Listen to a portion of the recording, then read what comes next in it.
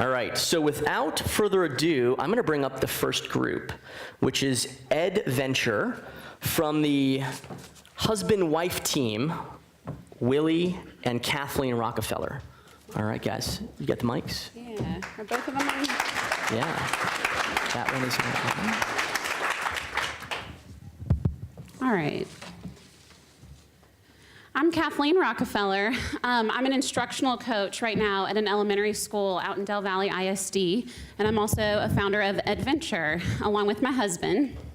And I'm Willie Rockefeller. I am a co-owner of Originator Studios, and I also am a VR producer with Hybrid VR. And about 6 months ago, Kathleen and I's passions really came together with education and VR, and we really took a look at the market and saw that not a whole lot of companies were utilizing interactive VR at all. So while I was teaching, and now I work more with teachers, I really noticed that there were a few problems in the way that we currently teach and learn that we really feel like Adventure would play a huge role in solving. The first being engagement. In a national student survey, only 50% of the students in that survey reported themselves as feeling engaged when they're in school. Comprehension and understanding is also another big issue. If we look at just science in the state of Texas last year, only 19% of students achieved a master's level on their state science test, and to get that you had to score between an 83 and an 89%, depending on the grade level or higher. So only 19% of students are doing that. And finally, knowledge retention. Just really getting students to be able to retain their knowledge and then apply it. So the mission of Adventure is to provide K through 12 students with short, interactive VR experiences that's all aligned to the state curriculum. And our goal is to make the technology accessible to schools and to create a platform and support material that make it simple for teachers to integrate into their curriculum. So this is not 360 video, this is actually interactive. You're interacting with the world around you. One example would be, in 5th grade, students must recognize how a canyon is a result of changes of Earth's surface by water. You may have learned that from a book or a 2D screen. Now imagine you have a headset on and you're standing at the edge of that canyon and scrolling through millions of years of the evolution of that canyon over time. It's a big difference. Yeah, so Willie and I are really passionate about the reasons that we think this will work. The first being that interactive VR is really that difference between learning and acquisition. Some of you might be familiar with the language acquisition theory, which says that babies and toddlers acquire language. They don't really learn it. We don't teach it to them using flashcards or worksheets. They just acquire it in their everyday experiences. That's really what interactive VR would be for our students. And then it promotes complete engagement. Students are really interacting with the content in a very meaningful and purposeful way. They understand why they're learning something because they're learning it in a real world context. I'm not teaching you multiplication to torture you. There are real reasons why you need to learn it and be able to apply it in a real situation. The possibilities are endless, and all of our content would be totally aligned to the state standards, which is a huge priority for teachers and for school districts if they're going to purchase it. So how will this work? So in our model, we would have 4 to 6 headsets in each school. And we would also have centers in that same room. So this would all be on a rotational basis. So while certain students are interacting with the lesson, the other students are engaging in activities such as quizzes, reading, writing material, that's all related to that, all made by Adventure. And to the bottom here, you can see an example of what the platform might look like. The teacher would pull up their dashboard. They would select the lessons that they're teaching that week. They would push those out to the headset, and the students could then put the headset on and select that lesson in a certain number of time. So our target customer, go back one slide, sorry. Oh no, I'm sorry, you're on the right one. Our target customer would really be K through 12 school districts, K through 12 private schools and charter schools as well. And in the state of Texas, we spend about $5,000 just on instructional expenditures. The per pupil spending is almost double that, but just for instructional expenditures, it's around $5,000. And product cost for the high-end hardware, which we're recommending, is $2,000 to $3,000 per headset and PC. And we think that hardware will really stand the test of time. It's the best out there now, which is the HTC Vive. It's one of them. Annual subscriptions would be about $20 per student per year. And yeah. So our next steps would really be to develop our beta program, which would be 10 experiences for 5th grade science, and then also developing that platform that teachers and students are going to use to log into it. And lastly would be to get that beta program out to a select number of schools and have research done on that beta program. Awesome. Thanks, guys. All right, so we're going to do 7 minutes of Q&A. The judges will start, but what we wanted to do is invite the audience to be part of it. So if you have a question, come see Mel with the Capital Factory globe of a microphone, and just get in line right here behind our timekeeper, and we'll start with you guys. We have 7 minutes, all right? How many employees are you looking at employing in your business? It would be a lot.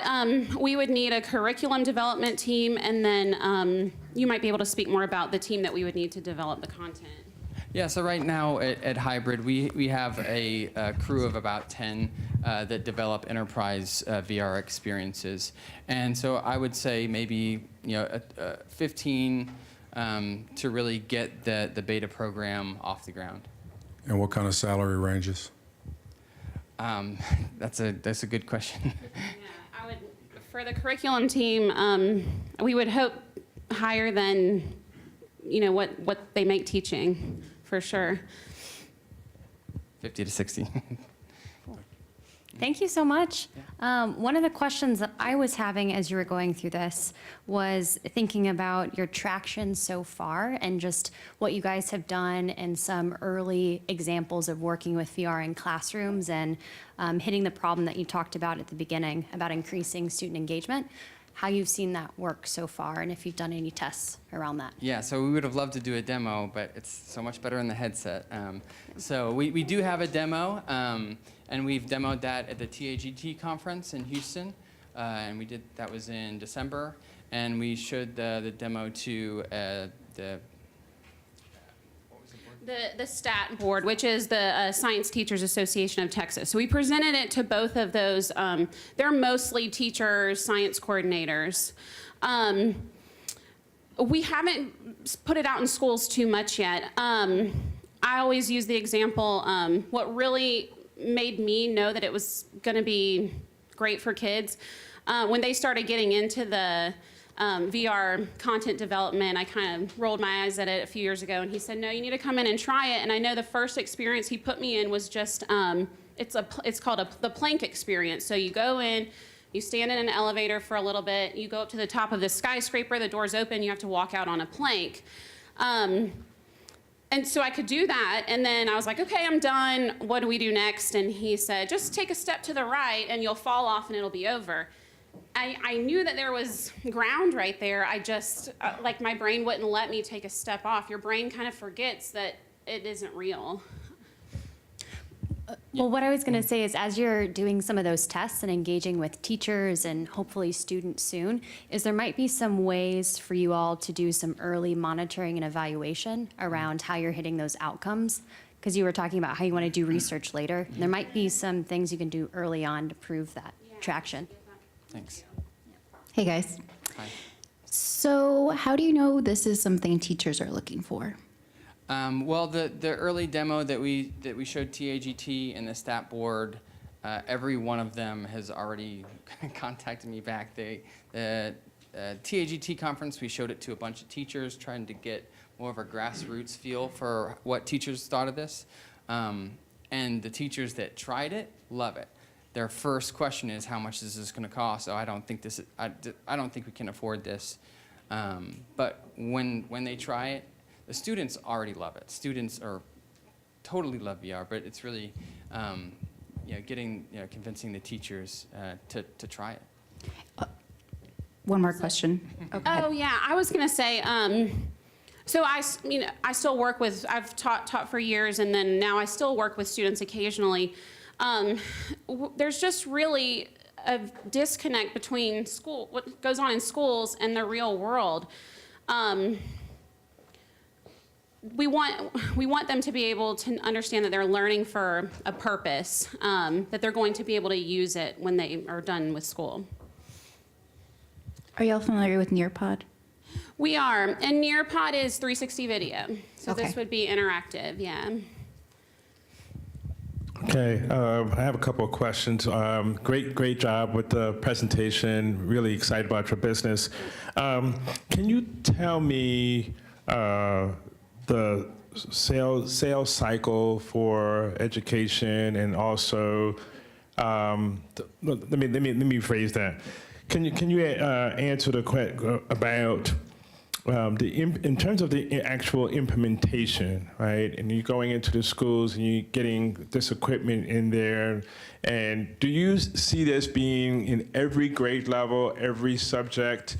And if so, is this going to be a virtual, VR, AR type classroom environment when you're going to every grade level with this for every subject? Is that your goal? Yeah, our goal would be, if we're thinking of just Texas, our goal would definitely be to develop for 5th grade, 8th grade, and high school biology, because those are the grades that are tested. They take the STAR test in Texas.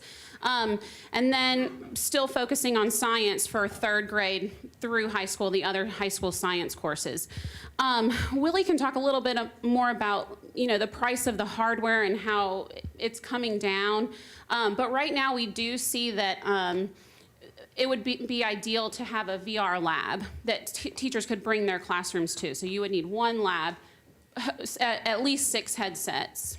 Okay, because that was going to be one of my next questions is, do you foresee the need of retrofitting a school to get a VR lab where the kids have to go to, or is this something that gets incorporated into the existing classrooms? Yeah, it would be incorporated into the existing classrooms, and it doesn't need to be a VR lab. Those computers are computers that could do other things. You would just need that space for the students to be able to, basically take a few steps in each direction and actually physically interact with the material, and it's that physical interaction that's going to make them retain that knowledge. And how many units do you anticipate per class? I would say 4 to 6 would be a good number. Okay, so about 18,000 per, so 18. It would be about around 12,000. 12,000 per class? Mm-hmm. Okay, all right. Okay, yep.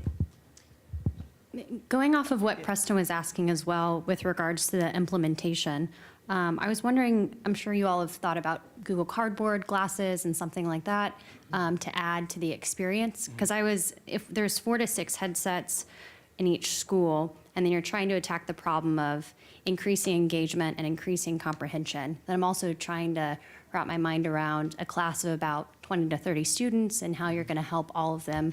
How will you democratize this experience throughout the school in a way that's affordable? Yeah, oops, don't want to go to the next one. Yeah, it would really be the rotational center-based learning and having the other students still engage with what's going on is really important, and we would provide that other support material.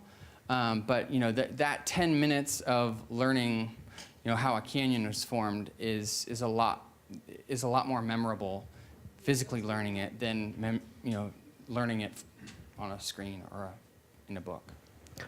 Awesome. All right, so we're out of time. Thank you, guys.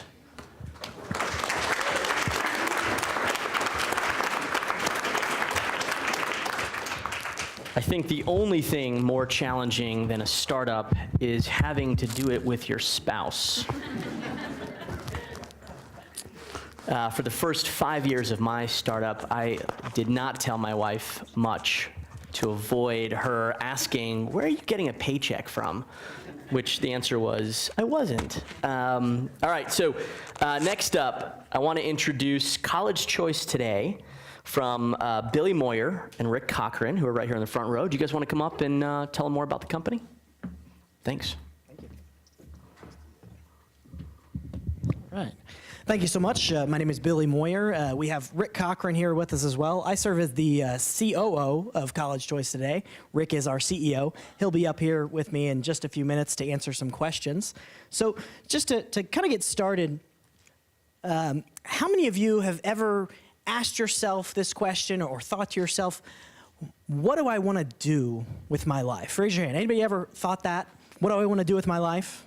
Few people in here, a few honest people, I think. So I know I've thought that many times. What do I want to do with my life, especially as a high school student? High school students a lot of times are thinking about their future. Maybe what do they want to be when they grow up? But if we break that down, there's really 5 questions that a high school student could ask themselves, rather than just what do I want to be when I grow up. One of those questions is, where do I want to go to school? Another one is, if I go to school, what will I study? How will I pay for it? That might be more the parents that are thinking that question.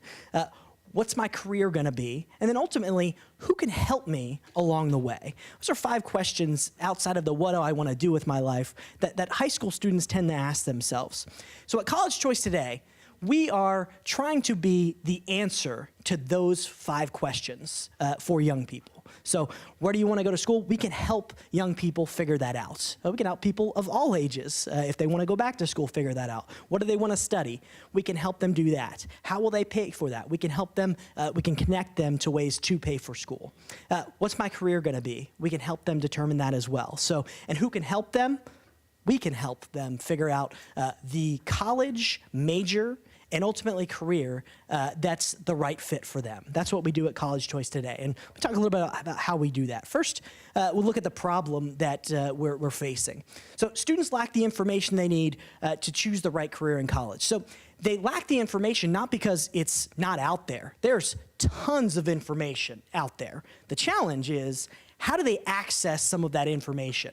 When you look at, they could go to their college counselor in high school. Well, in Texas, there's 471 college counselors in high schools to every 1 student.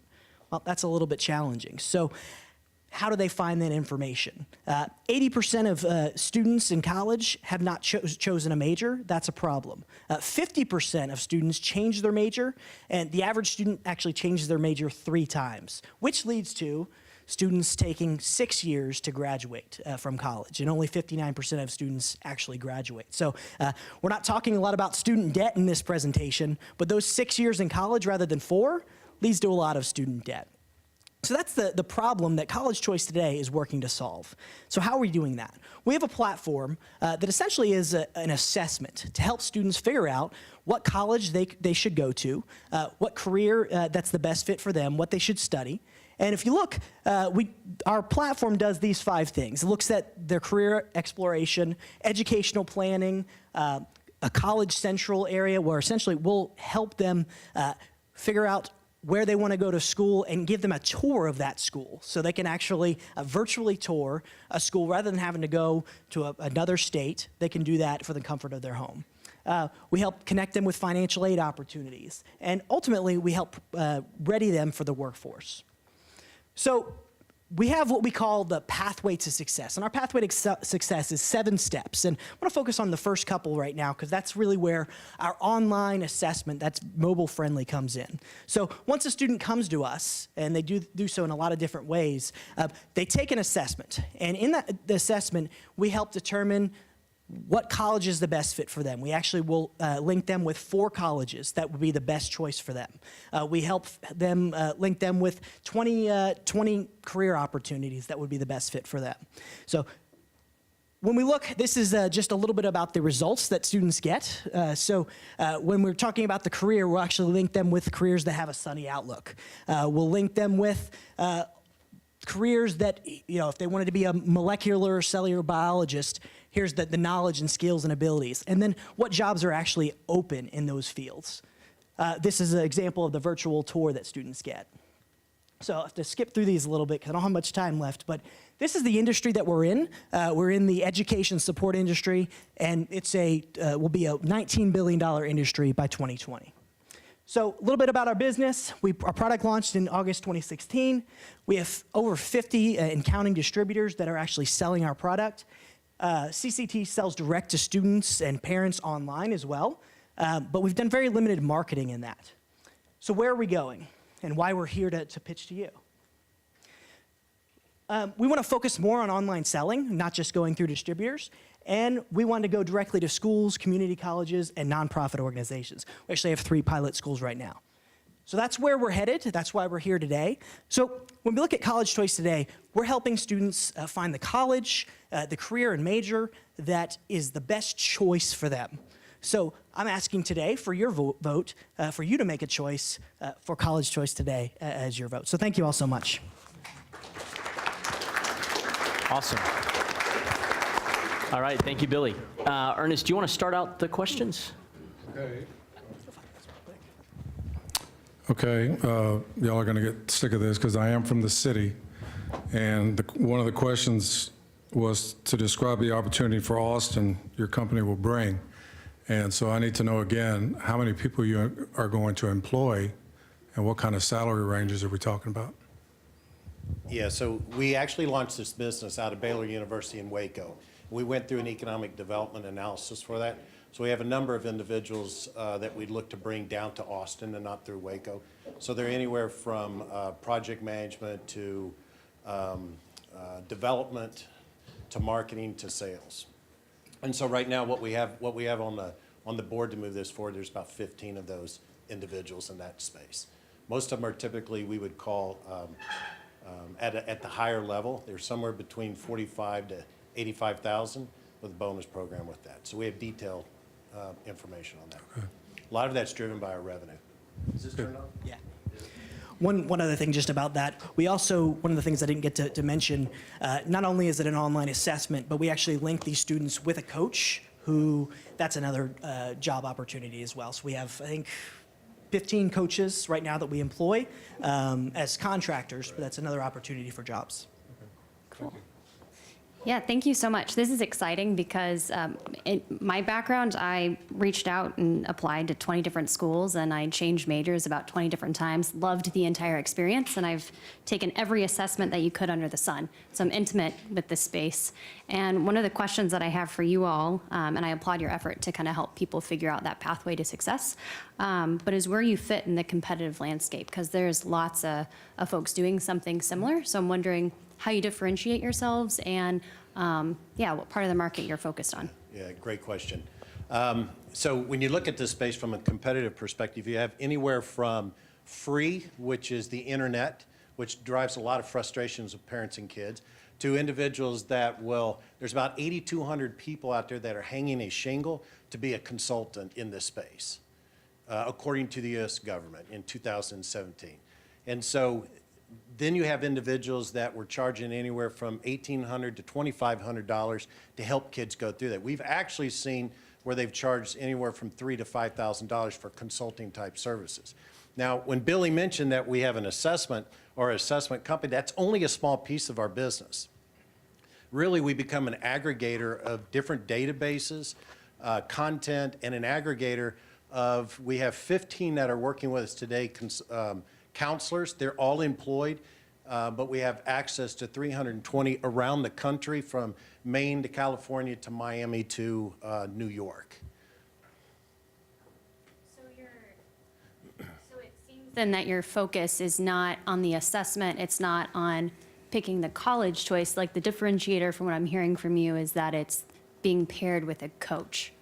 That is a big differentiator, and that's what our parents and student like. So okay. The assessment is, we created the assessment, so we own that assessment, built the algorithms and so on, but the assessment is a means to the end. And so we built the front end so that every student and parent could actually go through a mobile app and then use our technology to find, as Billy said, those schools and those careers, and then align them to a virtual coach anywhere in the United States. Okay, so can you tell me the actual, what's the revenue model for the business? How do you, who are you selling to, who's paying you, et cetera? Sure, so ultimately what we'd like to do, the business model was to have an internet-based business, but we needed to generate cash immediately, so we went with the distributorship model. What that means is people are paying us money anywhere from $5,000 to $15,000 to buy our product at wholesale to represent in their specific geographical area. That's our economic engine. The people that are buying that are counselors and teachers out there, or people who want to be their own entrepreneur, be an entrepreneur and own their business.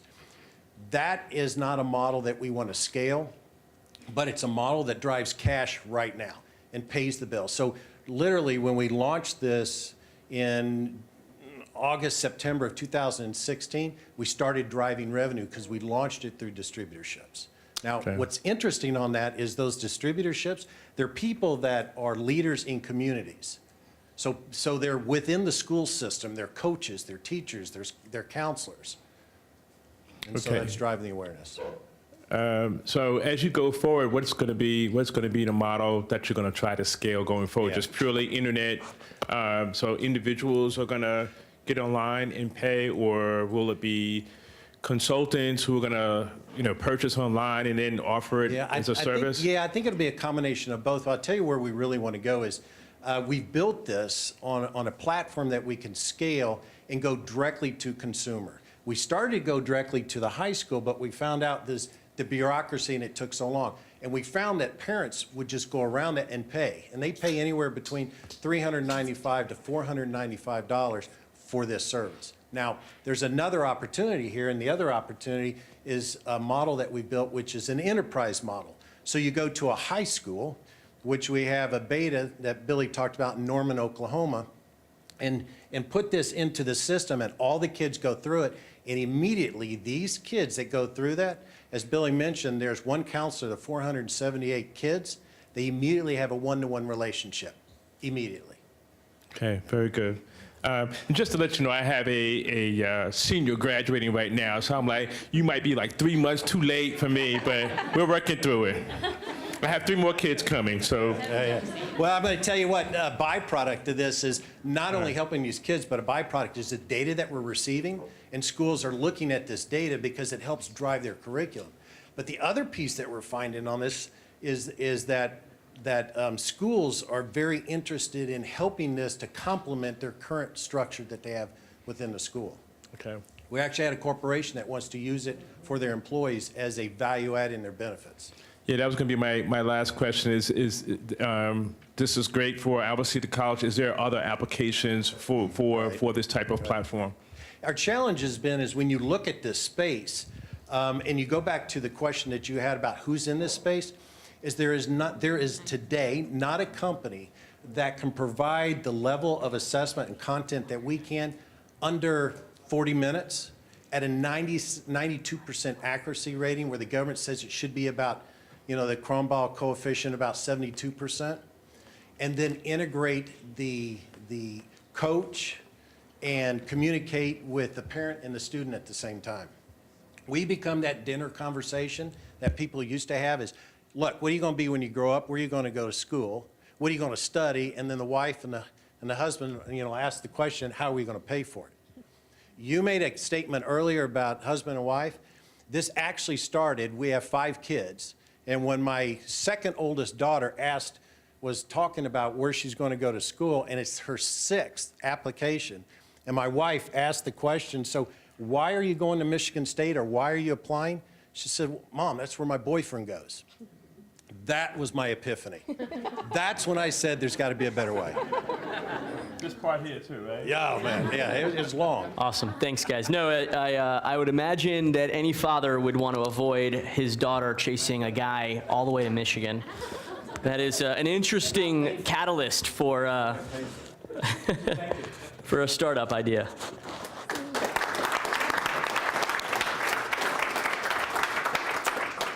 All right, so next up is Andrew McCann with 11 Trees. Andrew, join us. Thank you. Here we go. All right, I'm Andrew McCann. I'm the founder of 11 Trees. And we are a company building productivity solutions for teachers and students on the Office 365 and Google Chrome ecosystems, focused on writing and thinking skills. Knowledge workers today write more in a day than most college students do in an entire term.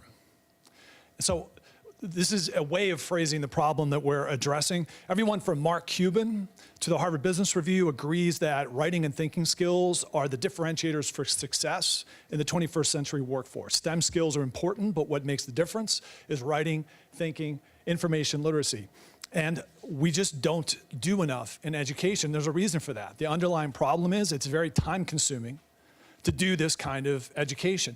If you had 100 students and you had them all write a paper or give a presentation, and you spent 15 minutes per student, you'd end up with 25 hours of work. And that's nonstop, no bathroom breaks, no food, no nothing. And that's overwhelming if you think about the number of assignments we might want students to complete in a given term. So what might a solution look like? For teachers, we'd find a way to help them create feedback more quickly. And as importantly, that feedback would be more impactful than it currently is. For students, we'd help them create better work in the first place. And we'd help them leverage, particularly in higher ed, the magnificent resources that are already there to ensure their success. Tutoring, 24/7 chat with librarians, research databases, LibGuides, all these great things that are out there that students really don't take too much advantage of. And most importantly, we would tie whatever the solution was into the tools that teachers and students already know and love. Google Docs, Office, Gmail, et cetera. So let me walk you through the two solutions that we've created to start to address these particular challenges. We're coming at this from both the faculty side and the student side, and over time these solutions will grow together. Right now they're fairly separate. On the faculty side, Annotate Pro is a Word app and a Google Chrome extension that helps teachers create, share, and use expert feedback to create feedback more quickly for students. And let me give you a feel for what this might look like. Most of you, or many of you, will be familiar with Google Docs. So this is a teacher commenting on a Google Doc, something we do all the time. It might be Google Classroom or the Canvas LMS or a Word document, but the gist is the same.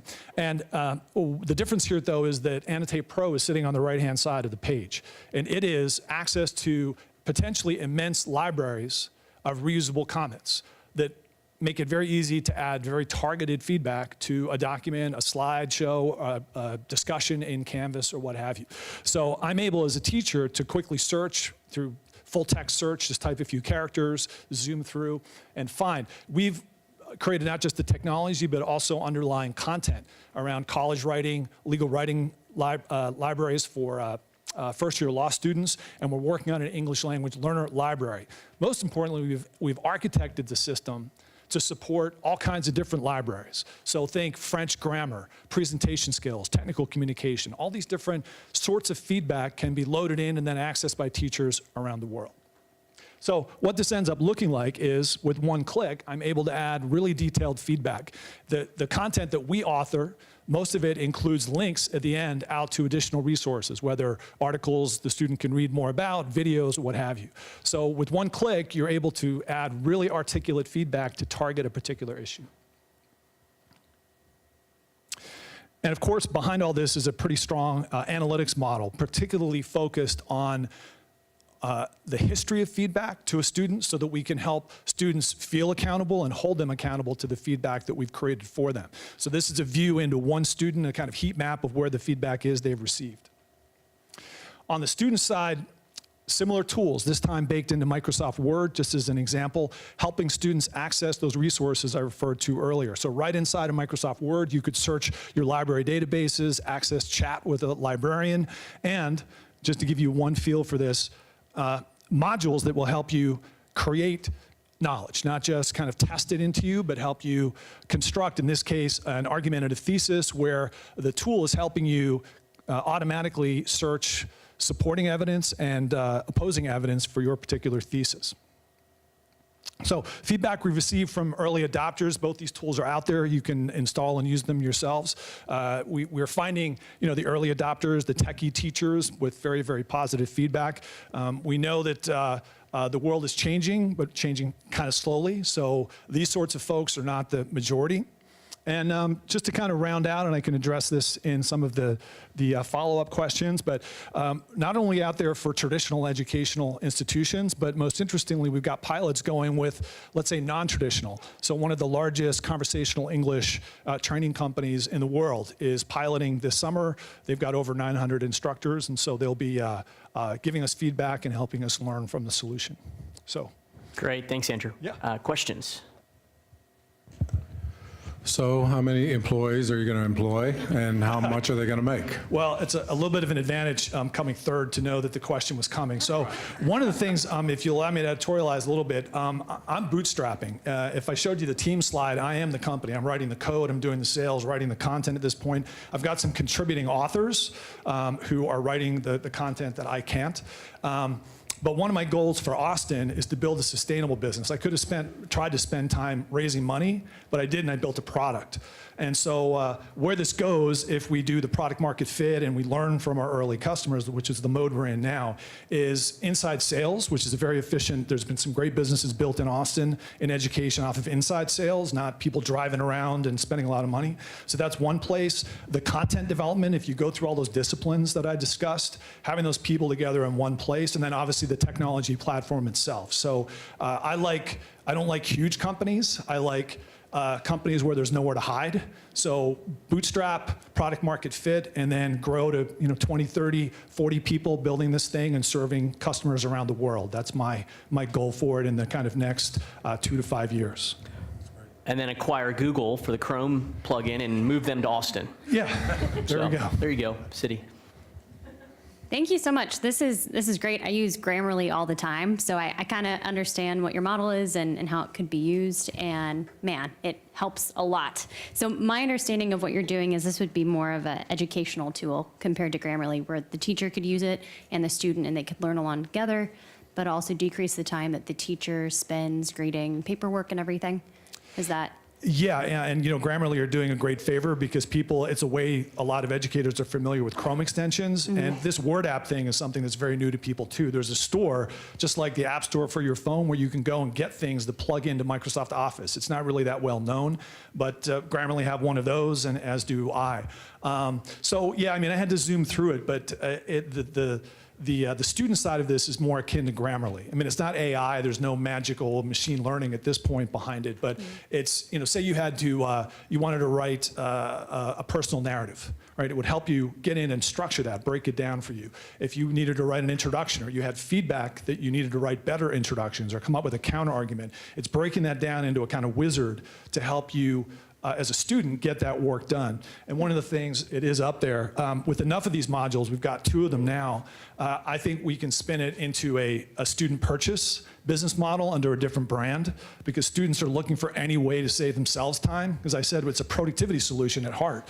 So if you've got a paper due tomorrow and you need some help getting there as fast as you can with the best output in terms of a grade, I think there's an opportunity there as well. So, in that vein of Grammarly, but with some kind of variations and without the AI that's behind Grammarly at this point.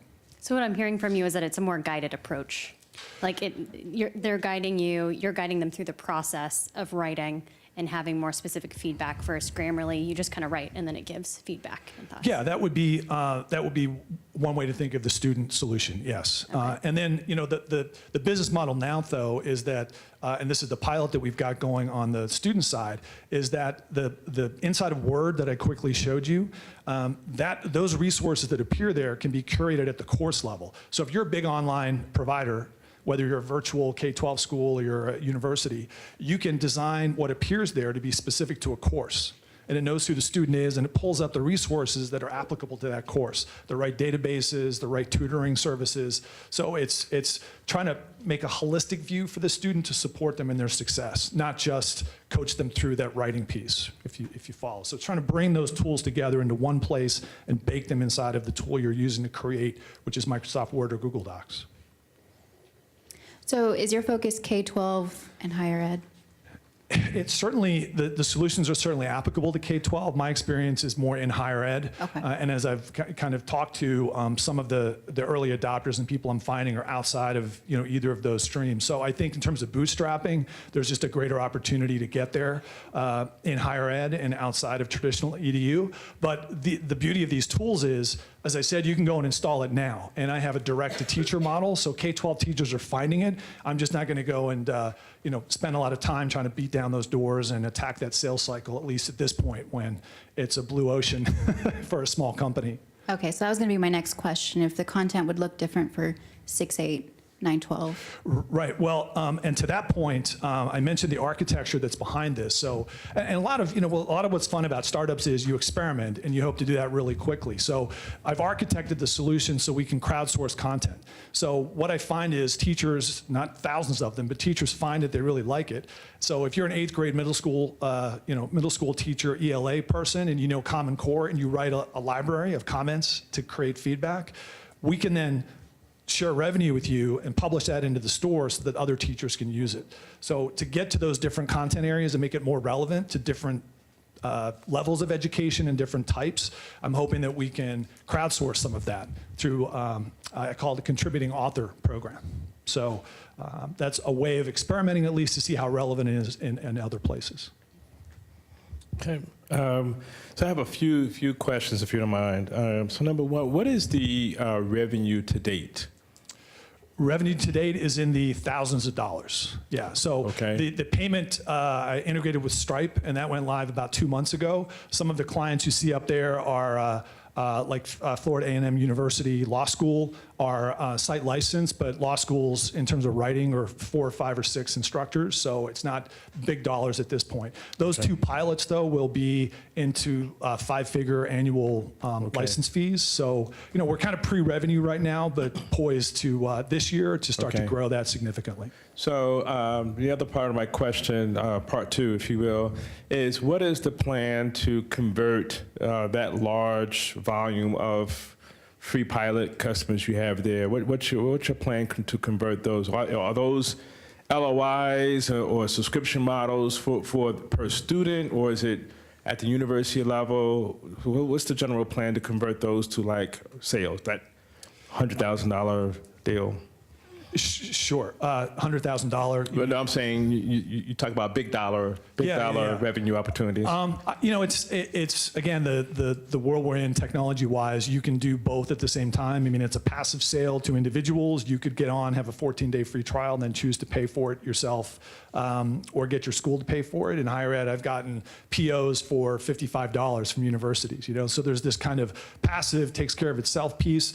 The schools and the people that will appreciate these both of these technologies are at-scale online education outfits, like Southern New Hampshire University, Phoenix, the kind of usual suspects. So, and that's a world I know a little bit about. So it's the last 6 months have been refining, and using these early adopters in a way as guinea pigs, as kind of beta users, to refine it, learn from that feedback, and now go and try to earn some of those larger deals where the tools are used more strategically. And these 2 pilots are really, I made sure to put free up there because they're not paid, but they're going to convert, and they're very much the canary in the coal mine in terms of this thing being able to prove its ability to earn money. All right, thank you. I know we're out of time. So. Awesome, Andrew, thank you. The last presenter of the evening is out of this world, Audassey, Anthony Navarro. Thank you, Anthony. Thank you. So I'm Anthony Navarro. I'm the founder of Audassey. Oh, where did the clicker go? There, let's do that.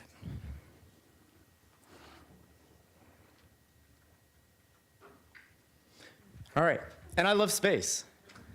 I have a very diverse background, though. I've been a pilot and an infantryman in the Army. I have done systems engineering and autonomous research over at Lockheed Martin, and I even led a robotics training program at Audassey. But I went to the Falcon Heavy launch, and it was extremely inspirational. One of the things that I learned from that, though, was that we're in another space race. This time, instead of being between countries, it's between companies. The market right now in the space industry is about $350 billion. That number is going to more than quadruple by 2040.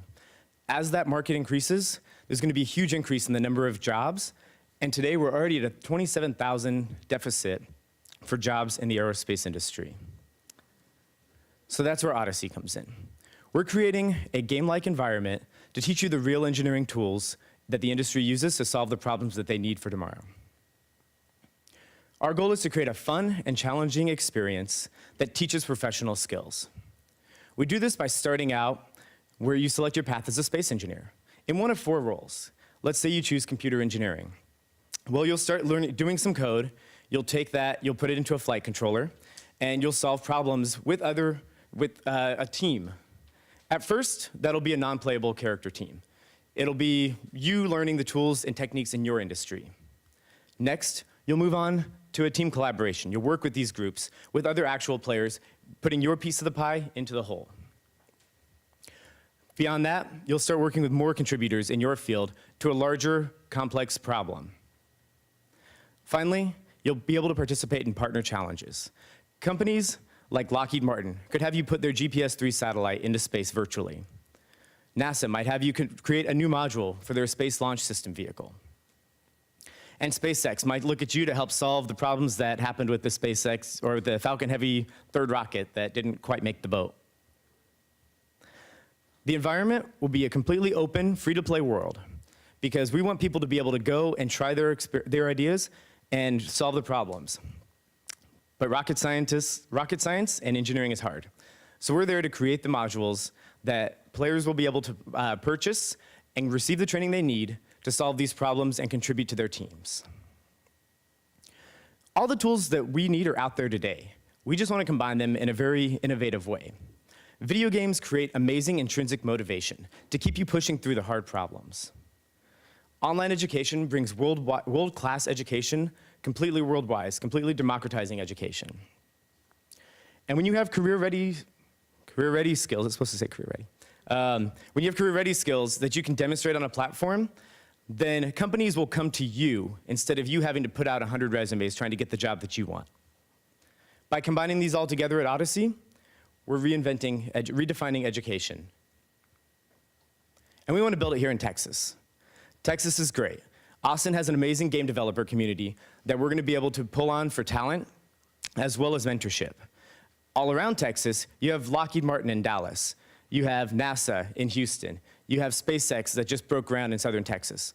The industries that we want to work for are here in Texas.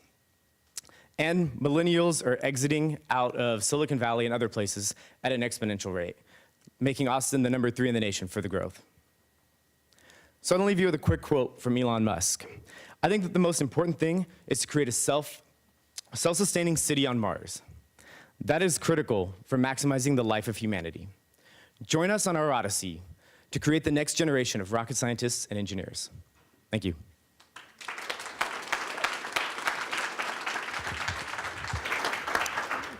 All right, You do not. Okay.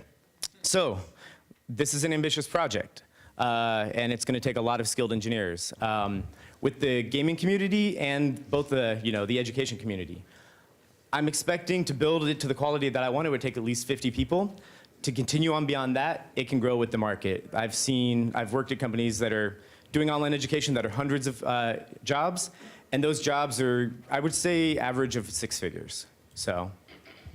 Could this tool eventually be used to solve the transportation problem we have here in Austin? We could probably adapt the same tools, but the environment, a little bit different. Thank you. No problem. Try coming to California. I'll get it in a second. Okay. How do you see this being used in classrooms, if at all? So what we're aiming for is advanced high school to adult learners. It's not exactly aimed at the high school, the K through 12.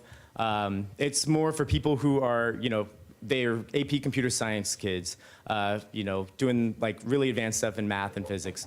Or they're in college, they're veterans, they're mid-career transitions, or early career, trying to, get into the space industry and get those jobs. So it'll come with a curriculum?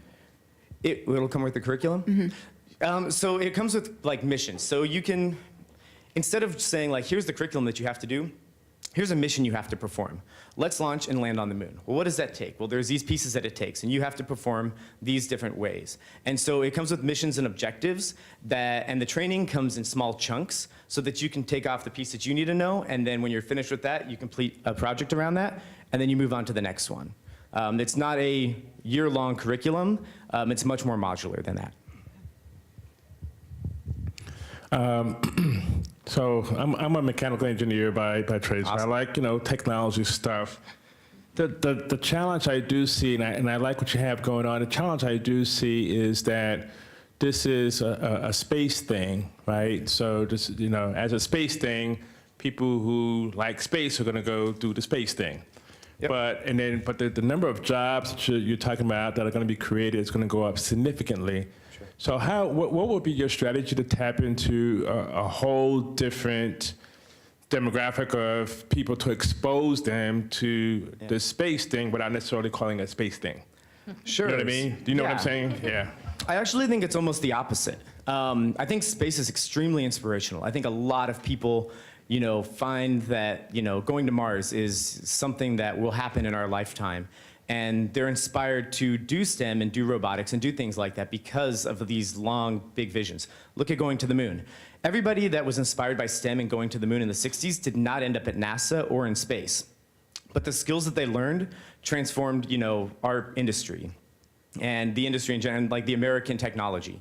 So to me, it's almost the opposite. Like, by starting with space, which is this huge inspirational thing, people will learn the skills and then go do what they maybe really want to do with those skills if it's not space. Okay.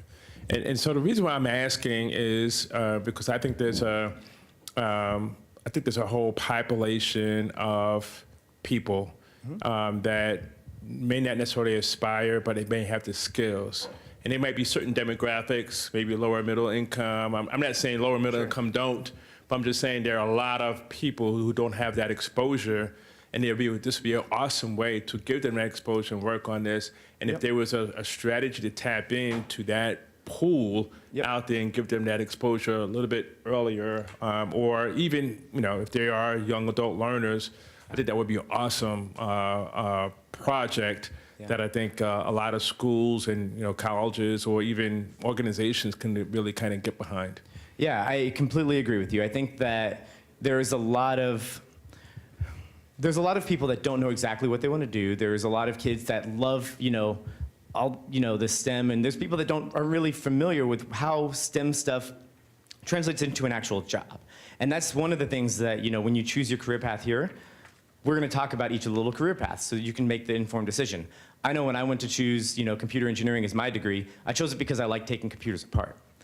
That's not really what computers are.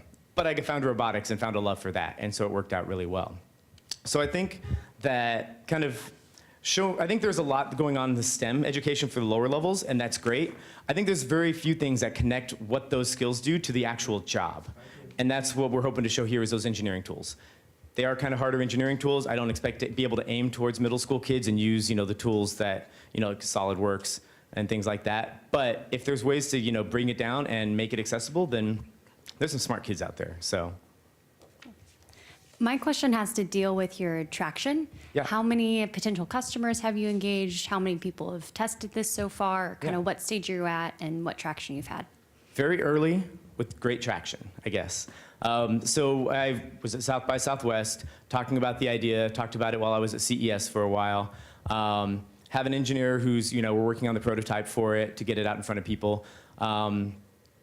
Everybody really loves the idea. The key to it is going to be the implementation.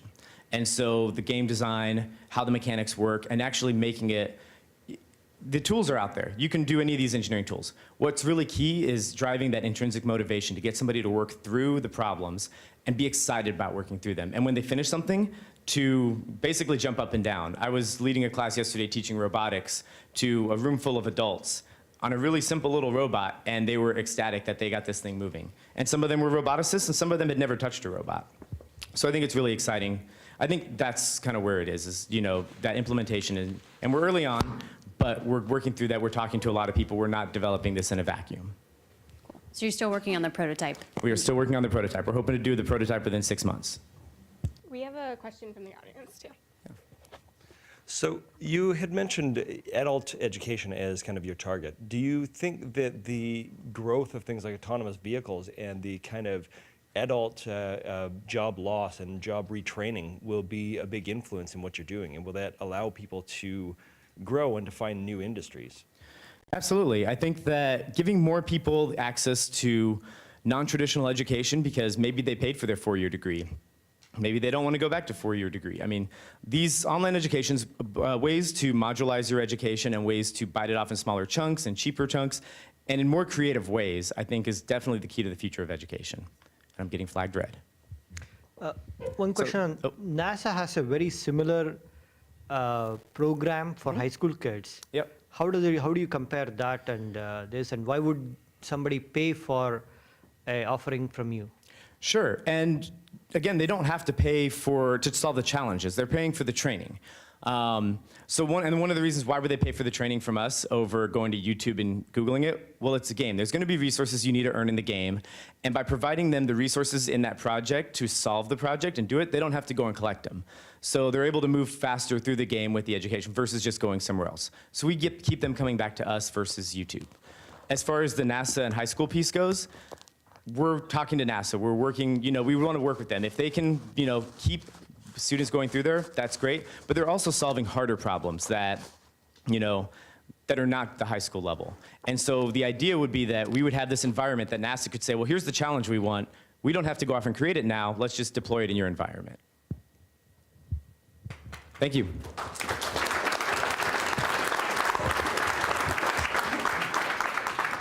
All right, thanks, Anthony. All right, so this is my favorite part of the evening. It's the So You Think You Can Dance component, where the people come up and dance and you vote on their abilities. Is that right? No? Okay, we're just gonna vote on their pitches, no dancing. So with that, we're gonna put up, do I have to switch? Yeah. Okay, perfect. We're gonna put up the information, and we're gonna give the system a few minutes. If you don't mind, take out your phones, text that number, and as a group, we're gonna vote. Number 1 is EdVenture. Number 2, College Choice Today. Number 3, 11 Trees. Number 4, Audassey, and we will have a winner in the next few minutes. While they're bringing up the winner, they're actually writing the name on the check as we speak. Big check. Let me announce the gifts, the prize packages. The City of Austin has donated $2,000 in a cash prize, which is the big check that Alicia is bringing up right now. 3-Day Startup has donated a global roundup conference ticket, which I assume they means that you can go anywhere in the world and do a 3-day startup. Exactly. Buy your ticket. All expenses paid, hanging out with Alexis. Got it. Okay. All right. This is where the global roundup happens, so you don't get to go anywhere. But it's still a lot of fun to be in Austin. 10 Capital. Is Hall Martin here? Did I see Hall? Hall Martin is a fabulous steward of our startup scene in Austin. He's going to help you pitch, get your pitch right for crowdfunding. Caitlin Haney. Is Caitlin here? Okay, she's going to help you set up an LLC or a corporation if you don't already have the paperwork. That was not fun. I've had to do that a few times. Lift Development Enterprise. Elevate My Business. So, Preston, that's you. Do you want to say anything about? That's actually Kim, but we're partners. You're partnering up. Yeah, anything you want to say on Kim's behalf about that effort? Yeah, so Kim is going to be doing another round of her mini accelerator, and she welcomes small business, tech startups to apply to that program. It's an awesome program because at the tail end, there's opportunity for $5,000 in addition to additional equity funding from an investor group that she works very closely with. So I really would encourage all those entrepreneurs who are looking to grow and scale to get into that program, exceptional program. Awesome. I had a chance to meet Kim last week. She is a very impressive person. We're so excited to have her visiting us in Austin on a regular basis. 2 other big benefits. Capital Factory is giving 3 months of free space. If you guys have not been upstairs to Capital Factory, it's a great spot. Obviously, this is the open venue. And most importantly, this is the big winning benefit is you, all of the folks that are speaking tonight, get a membership to the Austin Young Chamber, an elite membership. Billy knows a little bit about that as not only our member, but our board chair. So you'll get to work with Billy regardless of whether he wins or not tonight. All right, so I want to bring up Veronica Semo, and she is going to actually hand the check to the winner. Veronica is with the Small Business Development Program, and she has a few words to say. Thank you. Are we ready? Is this on? Okay, I'll start with a quick introduction of the Small Business Program. For those of you who don't know, we're a division of the City of Austin's Economic Development Department, and that means that we exist to support entrepreneurs in Austin. That's through business coaching, training, and events that we host year-round. We have materials on the back tables if you're interested in learning more, or you can find one of our staff to ask questions. I'd like to close this evening with a sincere thanks to each of you for joining us and spending your evening with these small business pitches and helping us select tonight's winner. We hope you enjoyed hearing them as much as we did. We're thrilled to partner with the Austin Young Chamber to host these quarterly pitch competitions. And the AYC team has really been able to take this to the next level. We value their passion and enthusiasm in creating and promoting these events, and this partnership is definitely something that we look forward to every quarter. Thank you also to Capital Factory for hosting us. I think you'll agree this was a great venue to inspire the innovation around the EdTech pitches. Thank you also to our judges for volunteering your time and expertise to enlighten our audience with some probing questions for our pitch competitors. And without further ado, I'd like to invite Alicia Woods, Executive Director of the Austin Young Chamber, as we present our winner. All right, so we'd like to congratulate Audassey for winning tonight's small business pitch. Thank you. Awesome. Thank you, Veronica.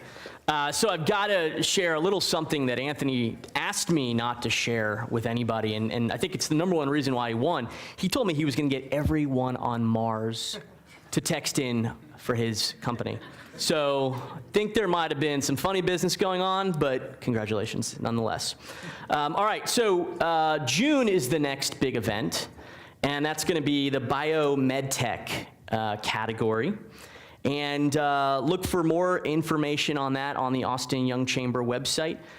Quick show of hands, how many of you are less than a year into Austin? Any newcomers?